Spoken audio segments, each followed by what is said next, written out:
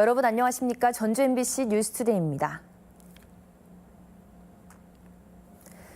전라북도 5개의 시외버스 회사가 수십 년간 부당 요금을 받아온 사실이 드러났는데요. 워낙 긴 세월이라 업체들의 부당 이득이 얼마인지 가늠조차 쉽지 않은 상황입니다. 그런데 이를 밝혀줄 자료가 있는데도 전라북도가 공개하지 않고 있어 논란입니다. 이경희 기자입니다. 전라북도는 시외버스 회사 적자 노선에 보조금을 지급하기 위해 매년 용역을 진행합니다. 용역 보고서에는 버스 업체의 노선별 운송 수입과 영업 비용, 손익 계산 등이 담겨 있습니다. 뿐만 아니라 노선별 운송 수입을 산정하기 위한 기초 자료로 승객 수도 파악됐습니다.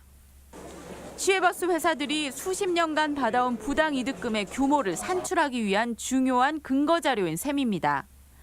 하지만 전라북도는 버스 회사의 영업 기밀이 담겼다는 이유로 용역 보고서 공개를 거부하고 있습니다. 정보공개법에 따라가지고 공개돼서는 안 될 것들이 많이 있어요. 시외버스 터미널이 이전한 1973년부터 40여 년간 거리와 요금을 부풀려온 전라북도 시외버스 업체. 노선당 300원에서 600원가량 요금을 더 받아왔지만 아무런 처벌도 받지 않고 요금만 슬쩍 내렸습니다. 피해를 입은 승객이 수천 명에 달하고 부당요금 환수에 대한 목소리도 높아지고 있지만 전라북도 업계는 이를 외면하고 있습니다. 시민단체는 부당이득금 환수를 위한 소송과 처벌을 위해서라도 용역 보고서는 공개돼야 한다는 입장이지만 전라북도는 환수에도 소극적이고 피해 규모 파악에도 나서지 않고 있습니다. 영업 기밀과 상관없는 내용들에 대해서도 지금 도에서는 공개를 하지 못하겠다라고 하는데요. 이거는 업체를 감싸기 위한 행태로밖에 볼 수 없습니다. 도민들이 수십 년간 입어온 피해가 있는데도 업체의 비밀 보호에만 골몰하는 전라북도의 모습에 실망과 함께 의문도 일고 있습니다. MBC 뉴스 이경입니다. 민주평화당 창당을 추진하는 의원들이 오늘 국민의당을 탈당할 예정입니다. 정동영, 유성엽, 조배숙 의원 등 통합 반대파는 오늘 국민의당 탈당 기자회견을 열 예정이며 이에 참여하는 의원은 전북과 광주, 전남을 중심으로 15명 안팎이 될 것으로 전망됩니다. 남원의 이용호 의원이 합류할 가능성이 높은 가운데 박주현 비례대표 의원은 의원직 유지를 위해 탈당이 어려운 상황이며 손금주 의원 등 일부 지역구 의원의 거취에 따라 민주평화당의 원내 교섭단체 20석 여부가 판가름날 전망입니다. 고군산군도를 돌아볼 수 있는 도내 첫 관광형 2층 시내버스가 운행돼 눈길을 끌고 있습니다. 관광객들을 편하게 도내 주요 관광지로 안내하는 순환 관광버스들도 손님 맞이에 나섰습니다. 보도에 강동엽 기자입니다. 이색적인 2층 버스가 들어서자 시민들은 기대감 속에 속속 탑승합니다. 한눈에 들어오는 시원한 바다 풍광에 자리를 잡은 승객들의 얼굴에는 미소가 번집니다. 마치 내가 떠 있는 느낌? 네네. 떠 있어가지고 바다를 보는 것 같아서 이게 보는 느낌이 완전 달라요. 보지 않으면 좀 막 설명하기가 힘들어요. 관광업체가 판매하는 테마버스 같지만 운수업체가 관리하는 일반 시내버스입니다. 지난해 말 장자도까지 개통된 고군산 연결도로를 달리는 버스로 늘어나는 관광객에 대비하기 위해 마련됐습니다. 1시간 간격으로 운행되는데 요금도 성인 1,400원으로 지역 내 시내버스와 동일하다 보니 천혜의 비경을 저렴하게 즐길 수 있다는 장점도 있습니다. 바다 위에 떠 있는 그런 기분이 들고요. 그다음에 요금을 생각해 봤더니 1,400원이면 너무나 만족스럽습니다. 익산에서도 미륵사지 등 주요 관광지를 한 번에 둘러보는 순환 관광버스가 이달부터 주말과 휴일 운행에 돌입했습니다.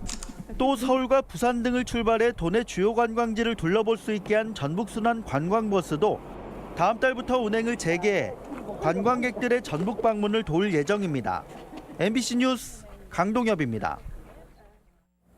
전라북도 금융복지상담센터가 개설됩니다.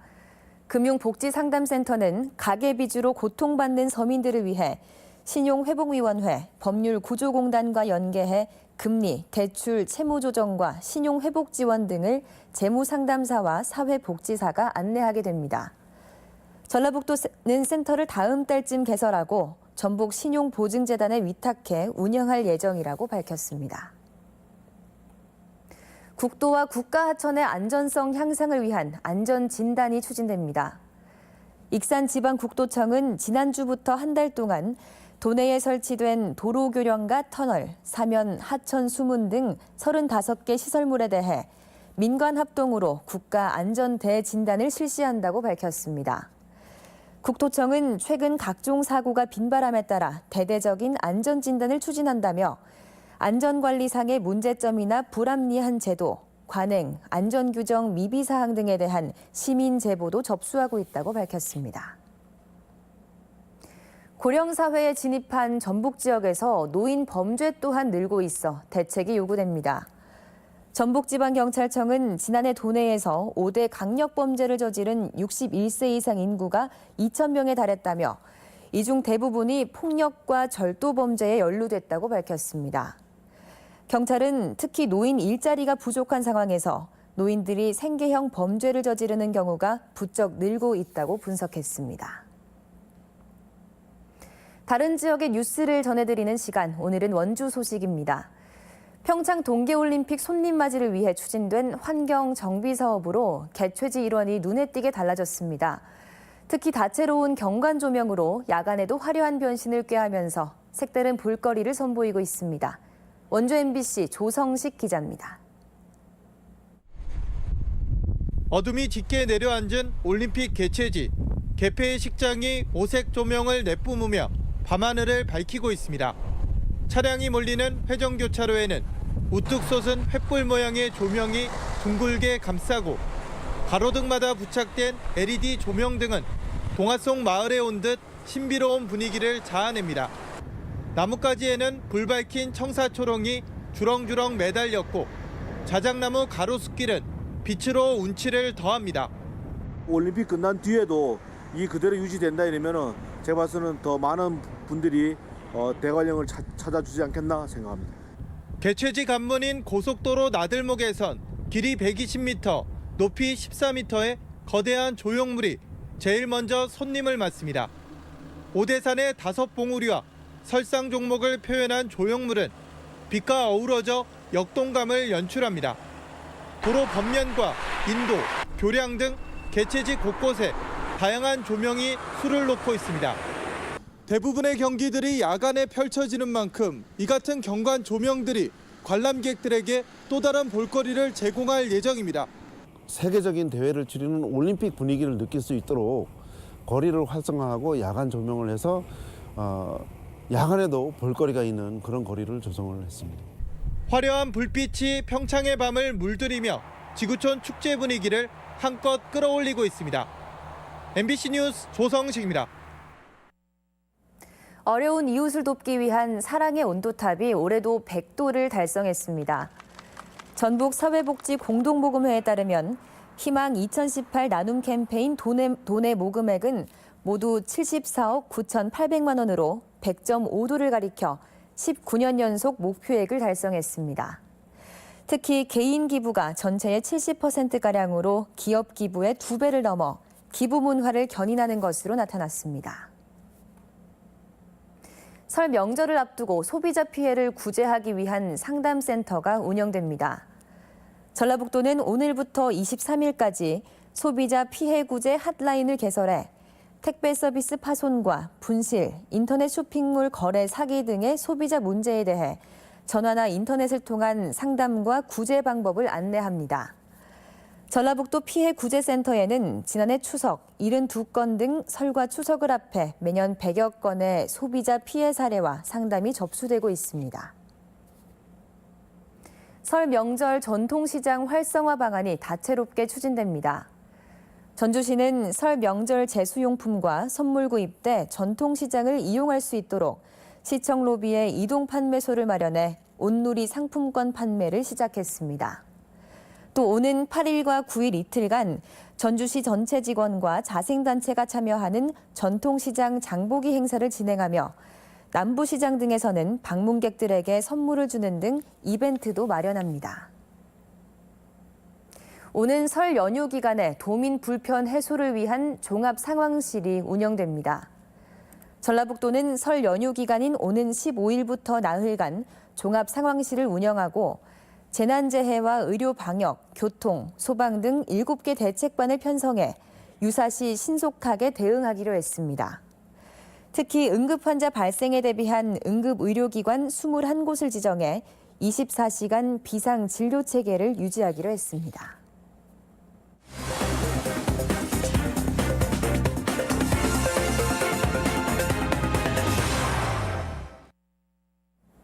완주군이 농식품 소비 트렌드에 맞춰 채소 건조 사업을 본격적으로 추진합니다.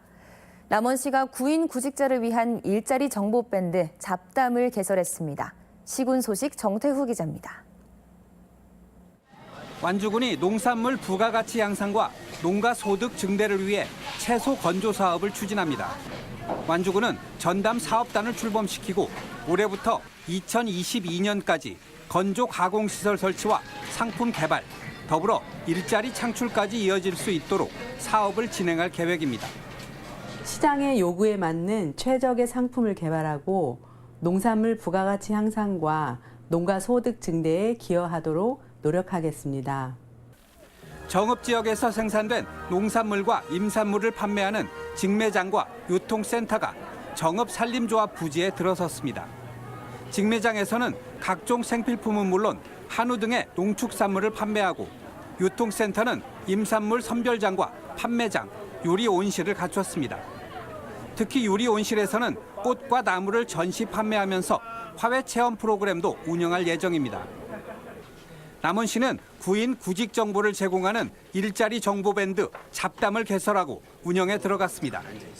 잡담은 민간 공공 분야 채용 정보는 물론 취업 관련 행사, 구인 구직 접수와 알선 등 다양한 일자리 정보와 서비스를 받을 수 있으며 채팅을 통해 1대1 상담도 할 수 있습니다. 다양한 일자리 정보를 보다 신속하고 정확하게 전달해서 취업을 원하는 사람에게 많은 도움이 될 것으로 기대하고 있습니다. 부안읍 봉덕리에 위치한 장난감 도서관은 영유아들의 성장에 맞춘 장난감 천여점을 갖췄으며 육아용품 구매에 따른 부모들의 경제적 부담을 덜 것으로 기대됩니다. MBC 뉴스 정태우입니다. 군산시가 찾아가는 일자리 안정자금 이동접수센터를 운영합니다. 군산시는 접수처를 직접 방문할 여유가 없는 소상공인들을 위해 고용노동부와 근로복지공단과 함께 소형 버스를 이용해 사업장을 찾아가는 서비스를 제공합니다. 군산시는 3월까지 주중 매일 100개 사업장 이상을 방문해 1대1 상담과 접수를 받아 최저임금 인상에 따른 경영 어려움을 지원할 계획입니다. 다음은 우리 지역 행사와 문화 소식입니다. 2차원 작품의 증강현실을 덧한 복합체험 전시가 군산 예술의 전당에서 무료로 열리고 있습니다. 어린이 뮤지컬 브레멘 음악대가 모레 군산 예술의 전당 무대에 오릅니다. 사회적 기업 마당은 오는 8일 카페 공간 봄에서 목요 초청 공연을 갖습니다. 대학생 해외봉사단의 귀국 콘서트 군 뉴스코 페스티벌이 오는 10일 전북대 삼성문화회관에서 열립니다. 송지호 한국화가 초청 기획전 행복을 주제로 내일부터 향토예술문화회관에서 선보입니다. 전라북도 정보화마을에서 생산하는 우수 농축산물을 구입할 수 있는 직거래 장터가 모레부터 사흘간 도청 로비에서 열립니다. 전주 풍남문 상인회는 오늘 풍남문 광장에서 설맞이 특별 세일 행사를 진행합니다. 군산시는 내일 군산 고용복지 플러스 센터에서 군산시 청년기술인 채용박람회를 개최합니다. 서울, 전주, 장학숙 신규 입사생을 오늘까지 접수받습니다. 완산 노인복지관은 무료로 진행되는 문화예술교육, 미술 참여자를 모집합니다.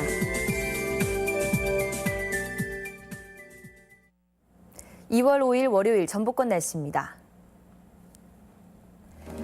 6개 시군의 한파특보가 발효 중인 전라북도 지역은 오늘 구름 많은 가운데 서해안과 일부 지역에는 눈이 내리겠습니다. 예상 적설량은 내일까지 최고 10cm이며 낮 최고 기온은 무주 영하 4도, 전주 영하 2도 등 영하 5도에서 영하 2도의 분포로 어제와 비슷하겠습니다. 바다의 물결은 서해 남부 앞바다는 최고 2.5m, 먼바다는 4m까지 높게 일겠습니다.